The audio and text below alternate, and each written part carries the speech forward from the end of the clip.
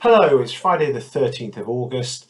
My name's Neil Shearing, I'm the Group Chief Economist. This is your week at Capital Economics. It's one in which we've been focused again on what's been happening on the inflation front.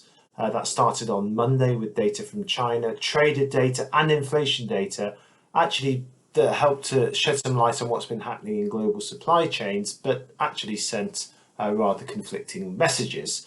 The inflation data showing strong producer price inflation pressures suggests there's still some tension in those supply chains. But then the trade data showing a pickup in imports of semiconductors in China and exports of electronic goods, suggesting that there might be some relief coming shortly. So mixed messages in the data from China, less in the way of mixed messages in the US inflation data on Wednesday.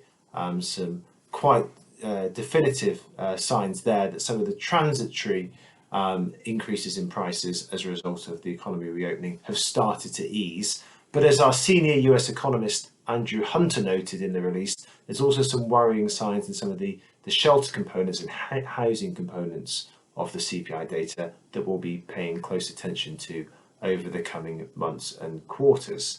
And finally, this week, we also got some of the national data on inflation from the Eurozone. Remember that the Eurozone flash July CPI estimate showed a surprising jump in core. We now know, our chief Eurozone economist Andrew Cunningham says that was down to what's been happening to the timing of sales in Italy, clothing sales having an effect on the base there and pushing up the core inflation, and that's what's been responsible, we think, for the strength of core, and we'll get confirmation of that, we think, next week in the full breakdown of Eurozone inflation data, and after that we will be hosting a drop-in.